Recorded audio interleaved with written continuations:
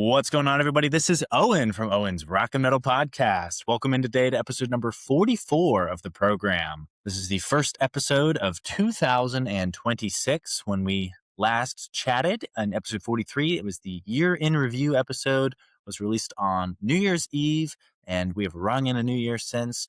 We are rolling into 2026, 1 month through. So thank you all for sticking with the show into the new year. Excited to have different topics and different albums and different genres we're going to be discussing this year. Looking forward to that. Looking forward to just growing the audience and continuing to share my perspective and just chat and hopefully, have some familiar faces on, maybe have some new faces on. Really looking forward to continuing to grow the show into this new year. Today, though, we are here to talk about Oasis, as I once again bring out the Oasis bucket hat. Got this thing last summer. Super stoked to be getting the Oasis bucket hat. So, as I talked about a little bit in the previous episode, Oasis for me, it was a band that I've really gotten into a lot in the last 12 months. They were my top artist on Spotify last year. They're somebody who pretty much from July of last summer to the end of the year and even through now, that is a majority of what I listened to. There was a time towards last summer, it was pretty much the only thing I was listening to. I was going to put on music, it was Oasis. And I have dug fully in. I have not listened to all of their albums. I believe I have 2 or 3 left, but the main stuff, like I could go to an Oasis concert and know every song that they're going to play because I know a pretty wide amount of their catalog.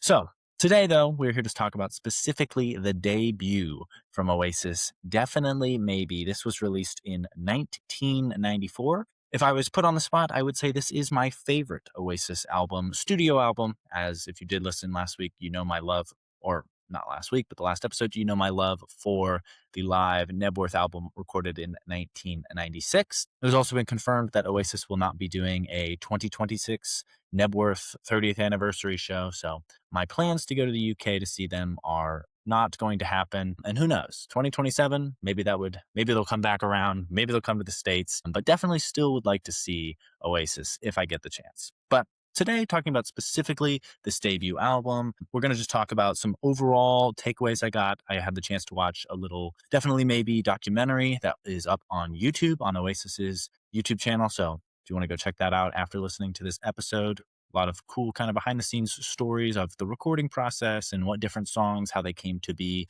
Really got a lot of good information out of that. And then I'm going to take some time and go track by track and just talk about what I think of each track, what each track sort of means to me, what my relationship is, do I like this track, do I not like this track, how I've come to, maybe like this track, maybe some I've grown tired of and I don't really listen to it as much. And then just kind of give some final thoughts, put a bow on this, and we'll get out of here for the first episode of 2026 for Owen's Rock and Metal Podcast, or O-Ramp, as some people call it. So here we are, episode 44. Let's get into it. Definitely Maybe.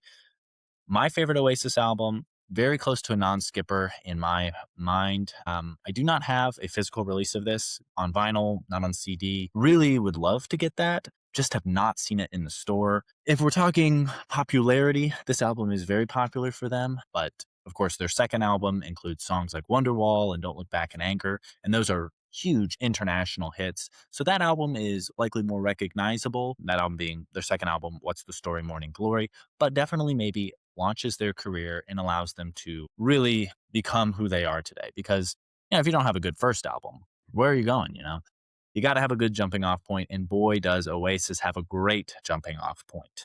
So this was released in 1994. Huge album of the 90s, particularly in the UK. One thing that is significant to note about Oasis is their differences in popularity in the UK, their home country. They're from Manchester, compared to their status and popularity in the United States. They definitely have a much bigger fan base, a much more passionate crowd in the UK. In America, they never really hit the same. Some people viewed them just as a one-hit wonder. A lot of people know Wonderwall. That song has over 2 billion streams on Spotify. It's a massive international hit. But, as many Americans might not know Live Forever, for example, or Cigarettes and Alcohol, a couple of songs that we are going to talk about in more depth later on here. But this is still a hugely impactful album. Many people point to this as having really captured the tone of Britain at the time of its release. Similar to the sense of how Nirvana's Nevermind, released in 1991, really captured the mood and really was a big shift in the United States. This is definitely maybe some have pointed to how that has the same ability just in different spheres. In terms of my relationship with this album, as I've mentioned, it's one of my favorites, but I first listened to this album last January. Last year, as I talked about in the previous episode, I did one album a week for every week of 2025 just to explore new music. I'm not picking that up this year. I'm just kind of listen more fluidly, more freely, less schedule oriented. This year, I'm actually doing movies. So I'm watching a new movie every week. This week's movie is The Truman Show. I'm going to be watching that once I'm done recording this here today. But back to Oasis. Listened to this album last January. Part of my process, starting with the band's first album, Oasis had announced their reunion tour was coming. So gradually, slowly, they were kind of on my radar. I said, you know what? Let's give Oasis a try. We know Wonderwall. I know Don't Look Back in Anger. Let's dig into this band more. There's got to be something here. And then listen to the first album. I enjoyed it. I liked it. Definitely don't like it at the level that I do now. So it wasn't like, oh my God, every song is perfect. I love this. It's my favorite album ever. It was, this is good. And then a few months later, check out, What's the Story, Morning Glory. And then a few weeks later from that, you go Be Here Now. And then by that point, by the summertime, once the July 4th show at Cardiff happened, and then my feed was just flooded with reunion videos, it was, hey, I'm in this now. I'm all about this. And from there, pretty much to the end of the year, it was Oasis, Oasis, Oasis. But before that, took my time kind of pacing through it. And as things do, as earworms do, you just slowly start to, you might listen to an album. Let's say the album's 10 songs long. Might like 7 of the songs, 3 of the songs, you think they're okay. But then you listen to it again and again. And then those 3 songs that you think are just okay, now they're good. And the 7 songs you thought were good before, they're suddenly great. And it just slowly elevates the more and more you get accustomed to it. And the more you just sort of make that album, that band, that sound just a part of your, I don't want to say personality, but you really kind of, for me at least, I like to embrace what I'm listening to. So if I'm going to be into a band, I want to get all the way into it. Now there's some acts I'll casually listen to. Lately, I've been listening to the radio more. Because I think that while modern radio is kind of just it's not as good as it once was, most things aren't, but I do like the concept of just songs kind of being played. I don't have to pick a playlist or a mood or a mix or whatever you have through various streaming platforms. Just let's see what this radio station's playing. A lot of times it's just commercials, but sometimes you hear some cool stuff, and a lot of times you hear the same 15 songs, which is why people don't really listen to the radio. I don't even remember where I was going with that point. But back to Oasis. Yeah. So the album definitely, maybe if we look at it from just, what is actually on the album, I'm just going to read through the tracks that we've got here. So the track listing: Rock and Roll Star, Shaker Maker, Live Forever. That was all off the top of the head. I'm trying to pull this up here so I do not lie to you. Oh my God, why is this so hard to find? The internet has become unusable with all of these innovations. Okay. Up in the Sky, Columbia, Supersonic, Bring It On Down, Cigarettes and Alcohol, Digsy's Dinner, Slide Away, and then Married with Children. So it's an 11-track album. Really enjoy, like I said, all of those songs. It's a non-skipper to me. One thing that really is kind of captured in the tone of this album is there's sort of a rebellious nature there. It's sort of, there's the line in Cigarettes and Alcohol, is it worth the aggravation to find yourself a job, but when there's nothing worth working for? And that's the statement. That is a rebellious statement in of itself, not just saying, oh, we got to go to work. It's, is it worth having a job when there's nothing that I even see as worth my time? And then things like Up in the Sky, through this documentary I watched, there were indications that there was some rebellious tones in that, in terms of like a class struggle up in the sky, referring to, like a higher class who doesn't relate to the general population at large. And then even a tune like Rock and Roll Star, I live my life in the city, take the easy way out, and things moving just too fast for me. I'm talking about, getting out of this bubble that we're in and going to make it, going to be a star. Just these aspirations for something bigger and better and live forever. We see things they'll never see. You and I are going to live forever. And with a song like Live Forever, maybe is not so much rebellious in nature, but it's really optimistic and upbringing. And I know that Noel Gallagher, the primary songwriter for Oasis, this is really his band. And we'll talk about more of that Noel and Liam dynamic in this episode. But Noel, I know, has said specifically about Live Forever that was written and was eventually not became what it is now in response to a song by Nirvana called I Hate Myself and I Want to Die. And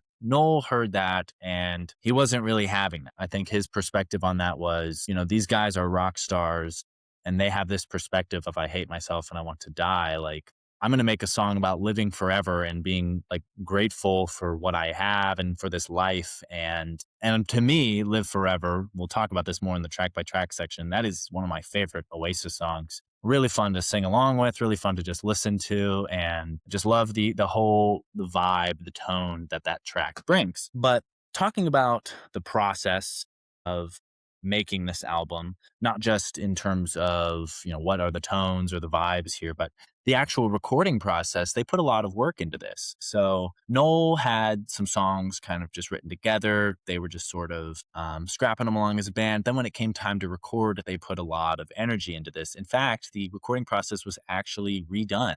So they had recorded the album, and based on what they were sounding like live and different factors, people who got their ear on that said, this doesn't really sound like this live band we heard playing down on the boardwalk. This doesn't sound like this band playing on the shore. What do we got to do? So they re-recorded it, spending, extra money. And for a band's first release, are you going to really put that much time and resource in it? But they had a vision for what they wanted their sound to come across as, and they stuck to that. And so I think that if they maybe just took the easy way and got the first cut out, maybe this album has a different impact. But kudos to that, to take the approach of we're going to get this right the first time, even if it costs extra studio time, even if it means we have to scrap everything and totally re-record it. And even if it means we have to bring in Owen Morris to engineer and produce this thing, even after re-recording, to kind of make this sound come across strong and the way we want it to be. And I do think that this album does have a strong sound to it. It's not necessarily a big sounding album, but I'm not well versed enough in production or anything like that to necessarily speak on this technically. But based off what the actual producer of the album, Owen Morris, was saying in this documentary, was the album, one of the goals was, he called it brick walling. Now he said, I invented this. I don't know if that's right. I don't think he did, because if I recall from History of Rock, which I took at Ohio University, brick walling, maybe it wasn't called that, but that's kind of the Phil Spector approach from the 1960s. So Owen Morris saying, well, I invented brick walling. I don't know if that's true. But then I think Noel says like a kind of cheeky bit when he's talking about cigarettes and alcohol, about the amount of fuzz. He says, Owen Morris invented fuzz. So it's likely maybe that's just a joke. Owen Morris takes credit for some things that maybe already existed. But the concept of brick walling, bringing Oasis, turning everything up to that red line in the studio to give it that big sound. And that was the goal. And that's what ended up happening. And again, these aren't like, my God, this is heavy metal, it's going to blow me out of my chair. But there is a strength to that sound there. There's a lot of layering of guitars, which adds to the roundness. I don't know if that's even the right word. I'm just trying to sound like I know what I'm talking about. But it adds to the depth of the sound, let's say. So this album, the recording of all that, it comes out. It's a smashing success upon its release. At the time, it was the fastest selling debut in British music history. And as you can imagine, there's been a lot of great British acts. Led Zeppelin, the Beatles, the Rolling Stones, The Cure, the Smiths. The list goes on and on and on. And Oasis having the best selling, or the fastest selling debut. So I'm not sure if they were like the fastest to hit 1 million or something like that. But they took off right from the jump. I wasn't around for that. This was 7 years before I was even born. And a lot of this popularity and success, I imagine, was really in the UK, where they're from. America, it's hard for me to know how they kind of came and went in America too, because it was just so before my time. Additionally, I did not have, like, my parents aren't huge Oasis fans. A lot of the bands I've gotten into, my parents were into, or I've been into those bands for years and years and years. Like a band like Led Zeppelin. Like, none of my parents are like diehard Led Zeppelin fans, but I've been a diehard Led Zeppelin fan in high school, and I had years to kind of learn all this stuff. Oasis, I've known about Oasis. I've known about Oasis for a long time. I mean, Wonderwall, Don't Look Back in Anger, those hits, you just kind of know, but Champagne Supernova, like that's as much as you kind of know. Knowing from like the first album and the lore, I haven't gotten that deep yet. I learn more and more, but I just really like the music at the end of the day. And I think that's A-okay. But talking about this album's release, it becomes a huge success. Prior to the whole album coming out, Oasis had several singles released from this album. So they had three main singles released leading up to the album, and then they released Cigarettes and Alcohol as the fourth single, but that was after the album's release. So the first single was Supersonic. Love that song. Love the opening. Love how the guitar comes in, and then I just love it.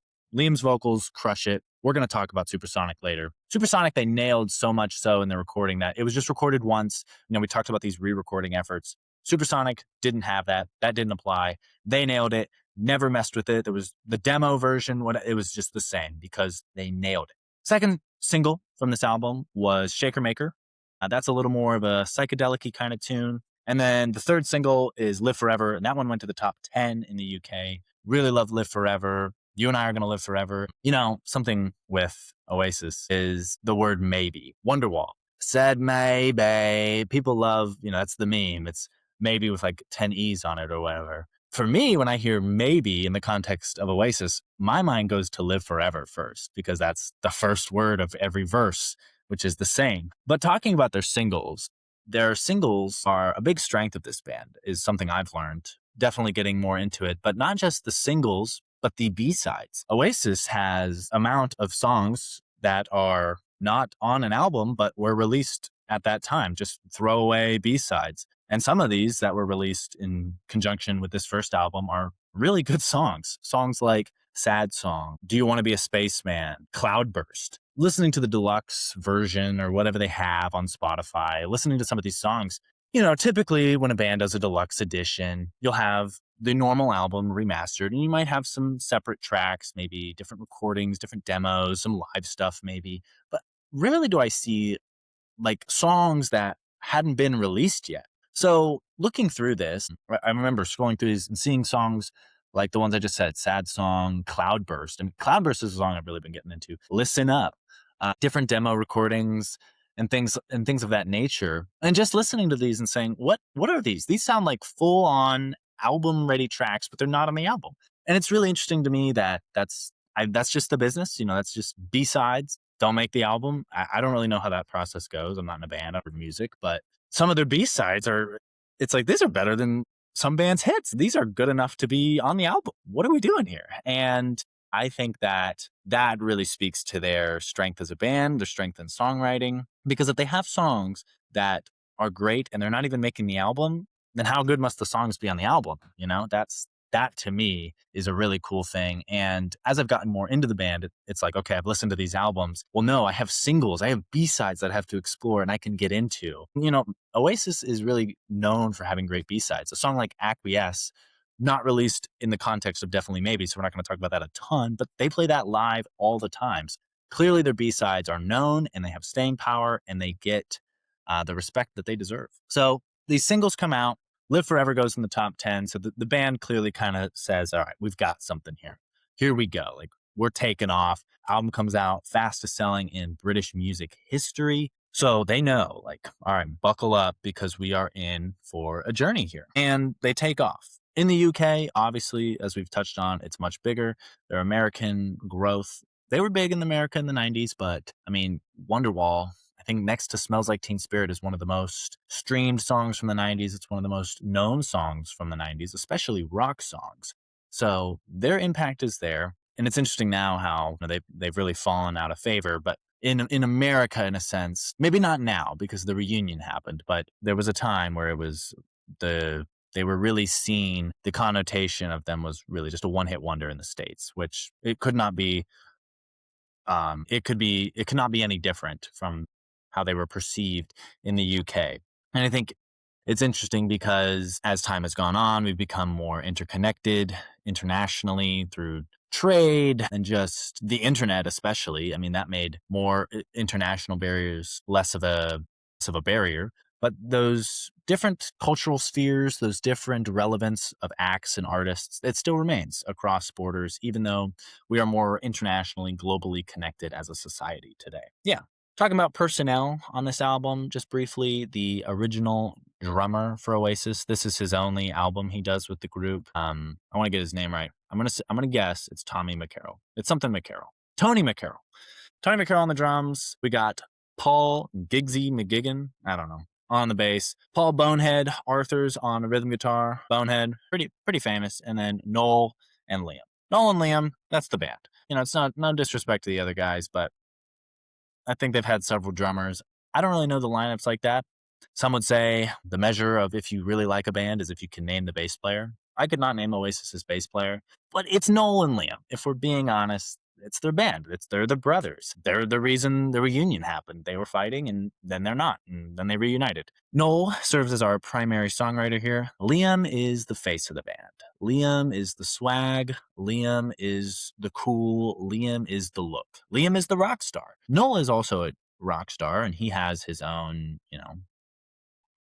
rock star cliches, but I haven't read enough about their lives, so I don't know how accurate this is. But if I had to guess, Noel is the more business driven one, and Liam is the more wants to be living up to the image. And Noel, maybe not business driven, but he's more focused on the music. I don't know. I like Liam. I like Liam a lot. I like his attitude. I like his attitude can be a little annoying to some people. Both of theirs can be. But I like how they're confident. To me, it comes across as confidence. It's not like arrogance. I respect this kind of air they have about them. But their impact on music, whether you love them or hate them, cannot be denied. A lot of people will group Oasis into a British genre known as Britpop. This includes acts like Blur or The Verve. This was really big in the 90s. Just to paraphrase a quote from this definitely maybe documentary that I watched, Britpop as a genre does not occur maybe at all or in the same kind of light without this album. So that, again, fastest selling album in British music history, impact on an entire subgenre known as Britpop. This album cannot overstate its impact, which again, for my American audience, it might be hard to grasp on. And even for me, it's like, okay, these are great songs, but I turn on my rock radio. Outside of Wonderwall, I'm not really hearing Oasis. But if we look at a band like Nirvana, which we'll just use as their American foil, we're going to hear several Nirvana songs. You're going to hear In Bloom. You're going to hear, Smells Like Teen Spirit, Heart Shaped Box, on and on and on. I do love Nirvana. Should definitely talk about them sometime. But as I mentioned, it's just a more optimistic vibe than grunge. It's a different kind of cultural, political environment that these songs are coming out of. And, that's going to result in a different sound. Not a bad sound. I like both, but it's just different. Goodness. I have said a lot here. Got to keep taking drinks of water because my old throat gets dried out with all this yapping. I don't have a guest to ping pong off of, so it's all me. But now we're going to go ahead and get into the track by track sort of thing. First track to lead us off is Rock and Roll Star. I love it. I love this as an opening track. I love what the song is about. As someone who, when they were younger, wanted to be a rock star, wanted to be a musician like that, and still would like to play for an audience or something like that. Actually am going to be doing an open mic night performance at the Dublin Pub in Dayton on February 11th. Now that I've put it on this podcast, I've got to do it. So I've been practicing some songs. Gonna get up there, play for 15 minutes and do my little bit and go sit down. But it's not a big deal. But for me, it's a big deal. But anyway, talking about being a rock star, talking about these dreams and aspirations, rock and roll star. Tonight, I'm a rock and roll star. It's just that energy that you have to have. To paraphrase Liam from this documentary, you got to live every day like you're a star. And it's this mindset that they have that just they're the best. And that's just the way it is. Some might say that's foolish, that's disrespectful, and they need to humble themselves. But it's also like, do they get where they are without that attitude? If they play it safe, if they have a smaller mindset, then they're not maybe going to be able to go out there and achieve as much. But musically talking about this track, I love the bends at the start of this. It's just like warming up to what we're about to get into, and then it just takes off. Great song to lead into the album. I'm a rock and roll star. That's all that needs to be said. A little bit of rebellious, as I talked about earlier, kind of bucking the system. So that's all there really is to it. I mean, that's the message. I don't care about the life that everybody else has. I don't care about what I'm supposed to do because I'm a rock and roll star. This is what I'm supposed to do. I'm on a different path. That's all that I'm worried about, being a rock star. Shaker Maker, that's track 2 on this album. I talked about songs that, I grew on me as I've listened to the album more. Shaker Maker was definitely one of them. First time I listened to it, I can remember thinking this is boring. We go from rock and roll star. Rock and roll star to me, he talks about driving in it. I don't remember the exact lyric, but he talks about driving his car. And to me, that's what I picture, like driving in like a little small convertible down the highway, sunglasses on, and the wind's in your hair, and I'm a rock and roll star. That's just what I picture. And then Shaker Maker is like this big slowdown from that. It's just these open, strings, this slow kind of lead in, and then it's kind of got this sway to it. Some have said it's more of a it's more psychedelic, not psychological, but psychedelic sounding. I've heard that some of the earlier cuts before what actually made it to the album were more psychedelic than what made it in the final release. And then the idea, shake along with me, shake along with them. I guess that was kind of, I don't want to say like controversial. It's the UK. Maybe they have different standards for that sort of thing. But this was a single, so clearly they felt a certain way about it when it was coming out. But I do like the ring that these guitars have. And, I'm not going to skip this. I will sing along with this. And I really like what Liam's voice does here. I think he shows good range in his vocal ability on this track. And yeah, really enjoy this one. The next track on this album is Live Forever, one of my favorite Oasis songs. This is a top 3 Oasis song for me. It might be number 1, along with Cigarettes and Alcohol. Just really think those two are just really just strong tracks. I think if you told me, give somebody who's never listened to Oasis 3 songs to listen to get them into Oasis, Live Forever would be one of them. And it is, I think, the earliest Oasis song. I think it's the first song Noel wrote. He came to the band with it and said, here's what I've got, and you're going to all play these parts. That's how much kind of control Noel had, especially in the early days. And, the rest is history. And that's how it goes. But this was the 3rd single from the band, the last one to be released before the album. And I think this was the one that really proved to them that, okay, things are about to change for us. We are about to take off. When this album comes out, this is a game changer. And this was the game changer for them. I like the message of, you and I are going to live forever. I imagine it's got to be about him and Liam. They're brothers. They're in this band. The line, we see things they'll never see. We get jokes the people are never going to get. We could walk through and see something that we're going to understand, but they're not. Even in talking about like the rock star life, which I think in retrospect, that's what you could apply those lyrics to. We've been places around the world that the common person's never going to be. And we're, you and I are going to live forever. You want to talk about live forever through their music. That's another interpretation. Our sound, what we're creating here, is going to live forever. I don't think that's necessarily the intent, but that's some different takeaways that you could draw from this release. But it is a positive, uplifting song. They're not talking about dying. We're going to die soon. We're going to live forever. Clear antithesis to that sort of prose. I don't know if that's the right word. To that sort of subject that was more pervasive in the grunge sort of side of things. Liam Gallagher has said that this is his favorite Oasis song. Loves it. I think he said it's for his mom. I mean, that would be their mom, the Gallaghers. So maybe that's it. To me, this is kind of a hopeful message in a hopeless world. That's what I wrote in my notes here. At the time, we talked about the 90s, grunge being pervasive, and they're trying to provide a little hope. And I think that is part of what draws a lot of people to them. And I love the song. Next track is Up in the Sky. There was an acoustic version of this that came out as the B-side to the Live Forever single.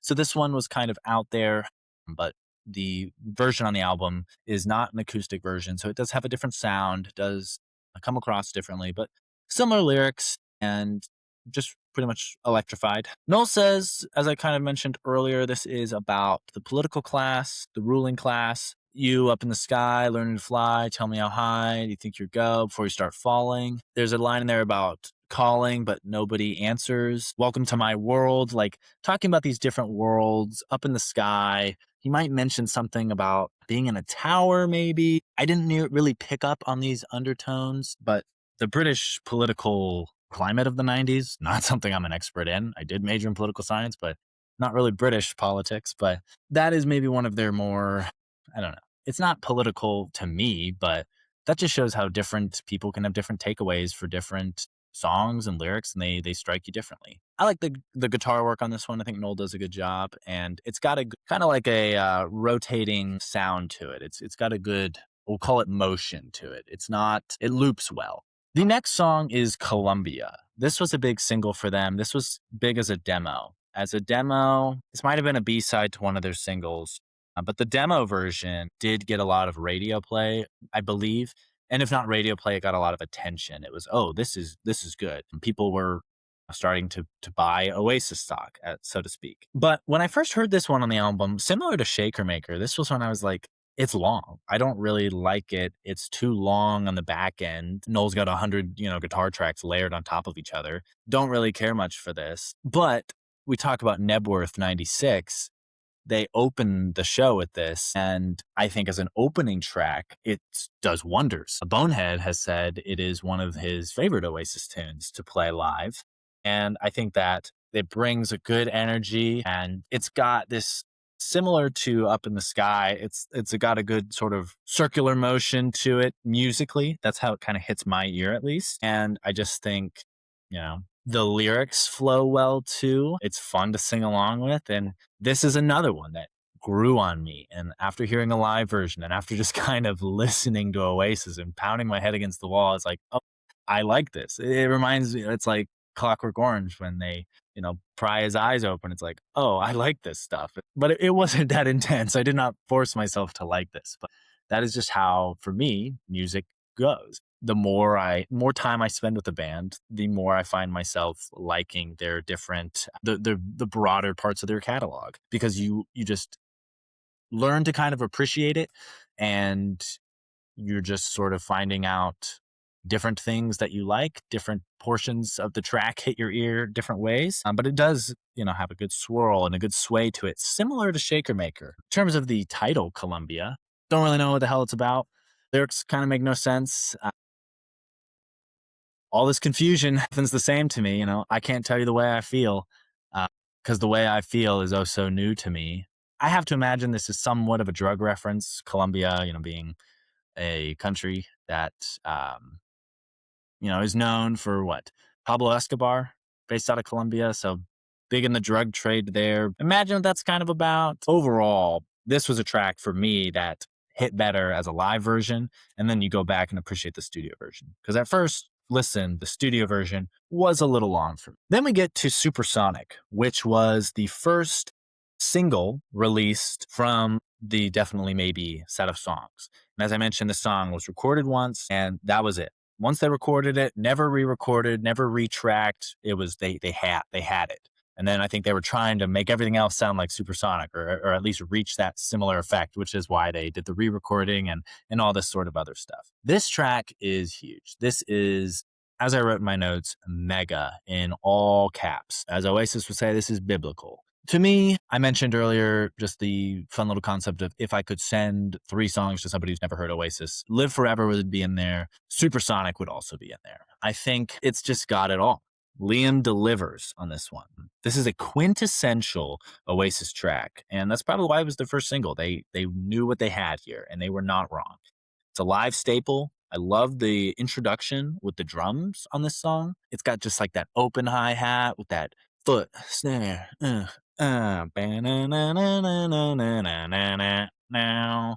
not to go all a cappella on you there, but it just gets me into it.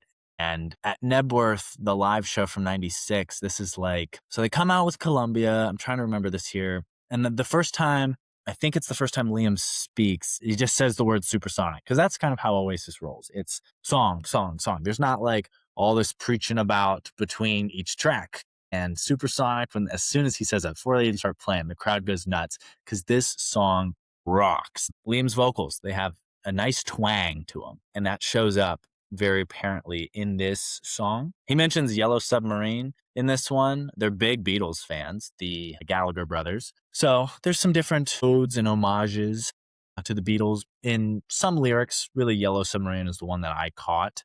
And I think their overall sound and really their look, I think they tried to, some compared them to like the new Beatles in the 90s.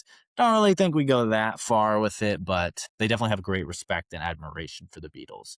And we will talk about another act from the UK, T-Rex, who they pay an homage to say the least. But this is another track. It's like, I'm feeling supersonic. Give me gin and tonic. You can have it all, but how much do you want it? I think it's similar to Rock and Roll Star in terms of its theme, its message. It's just about that energy of you're the best, you're a rock star, you're mega, you're big time. Have that energy, live with that in your chest. So to me, this track delivers on that sort of energy, which you could say is the overall theme of this album. And we're 6 tracks into this album out of 11, and we're still going strong.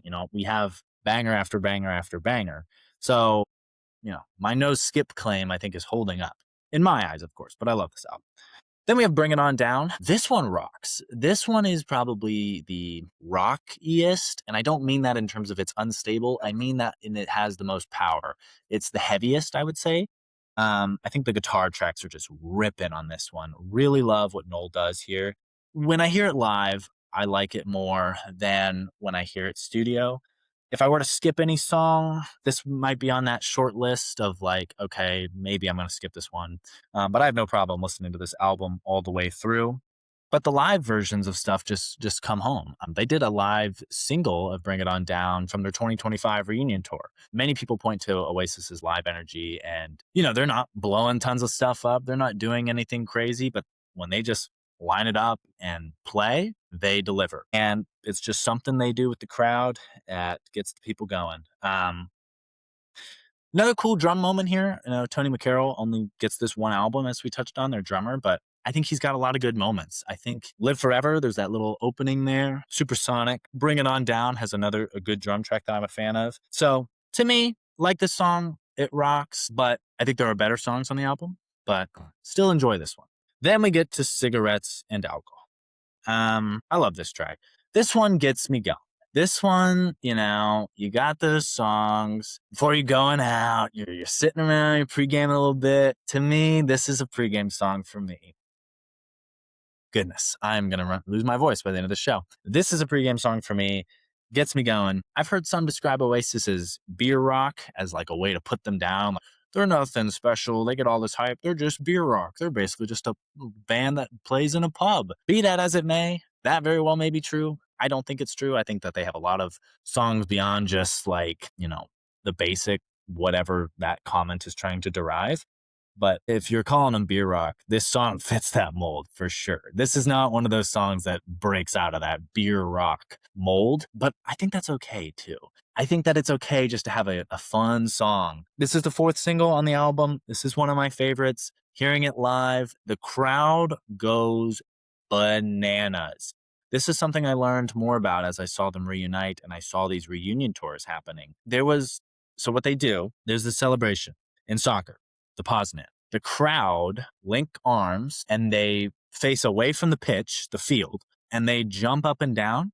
I think they face away. The face away part, I'm a little unsure. They do it at the shows though. So at the shows, everybody turns around, links arms, and they jump up and down. And they played like in the States here. They played in Madison Square, MetLife Stadium in East Rutherford, New Jersey. That stadium was shaken. I think in the UK, maybe Ireland, like earthquakes were being triggered. People go so bananas for this. And I talked about a little T-Rex nod earlier.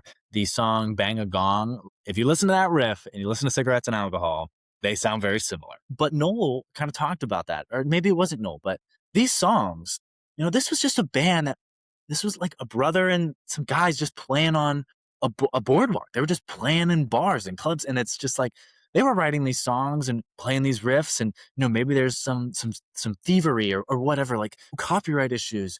They weren't thinking about that. They weren't thinking about, I'm gonna rip off T-Rex. It's just, I'm just playing with my mates in this pub. They had no idea this was gonna go on to be this international success. They're not trying to defraud anybody. That's just their influences.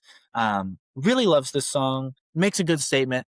Let the good times roll. The one kind of like statement here, as I mentioned earlier, is it worth the aggravation? Work is aggravating. To find yourself a job, there's nothing worth working for, because all I need is cigarettes and alcohol. They are known for their partying. A lot of bands are, and this track really just lives up to that. Again, we talk about rock and roll star. We talk about supersonic, and now we talk about cigarettes and alcohol. There's a common theme here. As Noel said, this album is about drinking, doing drugs, and shagging, and just living it up. And I think, that is what rock and roll is about. It's one of the core tenets of rock and roll. And, you can do a lot more with rock and roll, but there's a lot of bands who've been highly successful singing about that sort of stuff. So talk about fun, loose, relaxed songs. Then we get to Digsy's Dinner. This is just a silly song. Talking about lasagna. They had a friend who would always say the word lasagna. And so Noel wrote this song. His name was Digsy. He was actually in a band. Again, these are just parts of the lore I just only know a little bit about, enough to maybe make a comment, but not give you the full breakdown. But one little line in this song that I do really like is when Liam sings that these could be the best days of our lives. What a life it would be if you could come to mine for tea. I'll pick you up at 3:30. We'll have lasagna. I'll treat you like a queen, give you strawberries and cream. Then your friends will all go green for my lasagna. I don't know if lasagna is supposed to mean something else there. I kind of have to feel like that is it, but I really like this song. I know others hate it because it's, what is this? If there is a throwaway track, it's this one, but I like it. For me, I love singing along with it while I'm driving. And I don't know, it's fun. It's innocent. It's not anything too serious, or it's not like, what it is. And at this point in the album, it's like, okay, if this song's here, I've got, 8, 9 other great songs that have already happened. It's punchy. It's got a nice little kick to it musically, and I enjoy it. The next track after Digsy's Dinner, that little fun breakaway, is Slide Away. Slide Away, beautiful song. This is another one.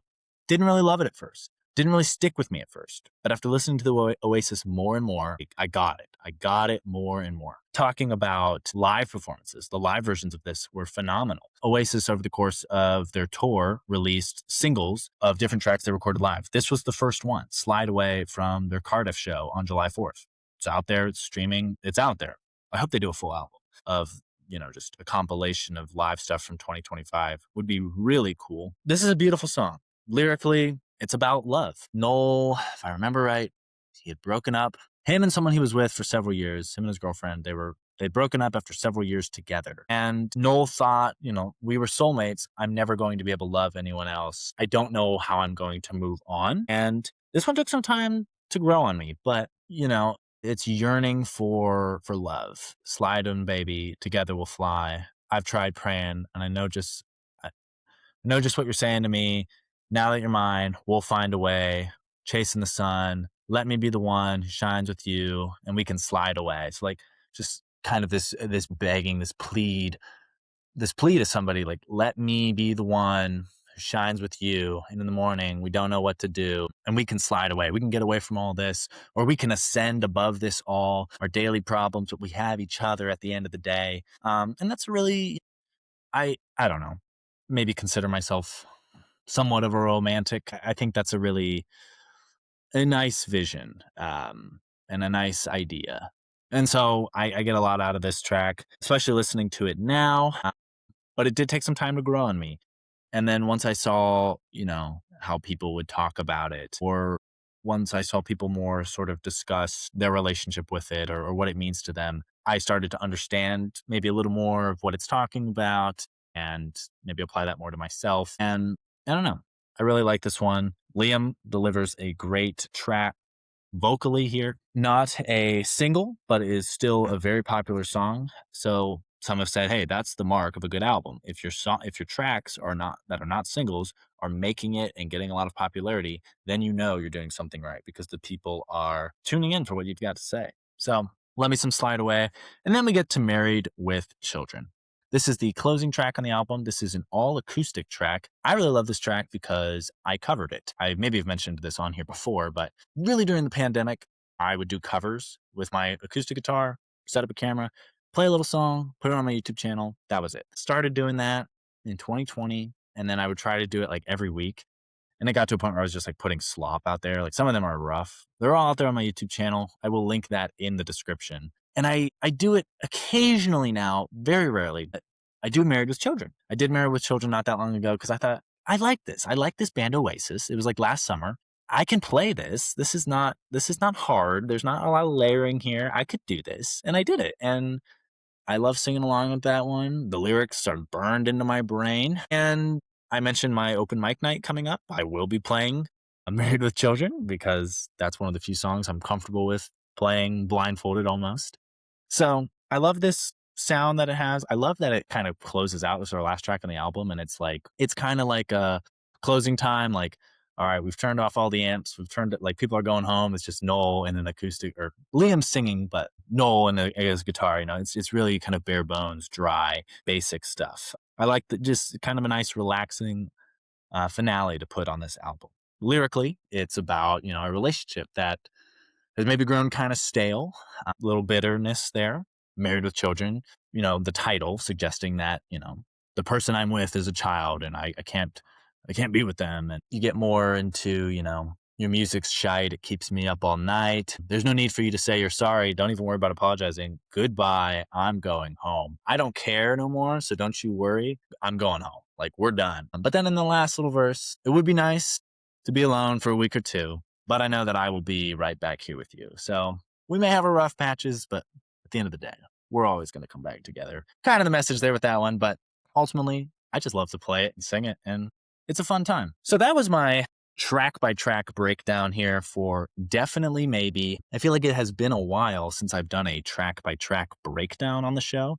So this was the original concept for the show. It was going to be albums, like every it was going to be a weekly show. Crazy. Weekly show where I talked about a different album every week. And then eventually kind of started to introduce more different themes and different topics and getting into more of that album orientation a little bit maybe this year. But again, different themes and different topics are going to come up. Talking about my final thoughts here as we approach the hour mark. Well, then again, although this is pre-editing, so my edits might make this a little less than an hour, but in the original recording, we are getting close to an hour. This album. I already knew about Oasis before this album, but this put me on the path to the Oasis level fandom that I'm at today. I'm not at the top of the charts, obviously, but I'm up there. I like Oasis a lot. It does a lot of what I listen to, and I don't think I would have that level of interest if not for this album. As I've mentioned, they've been a majority of what I've listened to for the last 7 months. They are just a lot of, I'm just drawn to it. I think I connect to what they're saying. I think it's fun for me to sing. I think I mentioned like this optimism that some of their music possesses. I think I like that. I think that has drawn me in. I've never really thought about that. I've never really thought about that prior to kind of hearing people make these connections. And it's like, oh yeah, like maybe that is what draws me in. Maybe it's not, and I'm just wrong. But I like this. I like their sound beyond just this album. And I think another thing another thing I note in my notes here is Oasis. I like to dance to Oasis. They're fun. Like, I can groove around. Maybe that's more of the pop of the Brit pop kind of things, but a lot of bands I don't really dance around to. Like, I'll listen and I love what I'm hearing, but it's like I'm not gonna like dance around, but like Oasis gets me moving. It's something about it, something about that just gets me grooving, and that's a lot of fun too. Liam and Noel, that duo is at its peak on this album. As we know, things don't, well, I guess the story's not finished yet, but they have their rough patches. I mean, there's stories of guitars being smashed and people getting beat up, and it's pretty ugly. Oasis has a pretty ugly history, but I think what we hear on the album, what they put out musically, that's what they're there to do at the bottom line. That's what they're there to do at the end of the day. And that's what I appreciate more than anything. So yeah, I can't really explain about what it is about Oasis that has ripped me so in these last 12 months, but I really like it. And I plan to keep listening to Oasis. And I plan to buy more Oasis records. And if I see live releases of theirs, I plan to get my hands on that. And if they come anywhere close in 2027, I would love to see them. I know I floated going to the UK to see Oasis. Probably a long shot. Probably won't happen. It'd be really cool though. So yeah, Definitely Maybe is not a maybe for if you should listen to it. It's a definitely. You should definitely listen to it. So yeah, that's the album. That's my thoughts on all the tracks on Oasis. Probably not the last time you're going to hear me talk about that. I mean, I didn't buy this bucket hat to not wear it on my podcast. So For today, that is going to do it here for us at Owen's Rock and Metal Podcast. Hope you enjoyed today's episode. Hope everybody has had a happy start to this new year. We're 1/12 of the way done, folks. If you had any resolutions or anything you wanted to accomplish, better get going on that. And it's never too late to start new goals or anything like that. So, for everybody here at Owen's Rock and Metal Podcast, which is really just me, we are a one-man wrecking crew. That is going to do it here today for episode number 44, I believe. Let me get my notes. Fact check that. It is episode 44. Of course, I closed my notebook, so I can't find where I was at. Oh, here we go. Yes, episode 44. So, for episode 44, definitely maybe Oasis. I remember, before I sign off here, one thing I used to do was rate the album. If I had to rate this album, I'd give it a 10. This is a 10 out of 10 to me. I don't care. I used to be a little more strict with that. It's above a 9. 9.7 maybe. It's highly rated to me. I really love this album. Can't wait till I can find it one day on vinyl, on the old wax. So that's going to do it here for Owen's Rock and Metal Podcast, episode number 44. Thank you all for tuning in today. We will see you here next time. Topic TBD. But if you have any topic suggestions, feel free to comment those on any episode, wherever you listen, and we will go ahead and consider those. And as always, never stop rocking.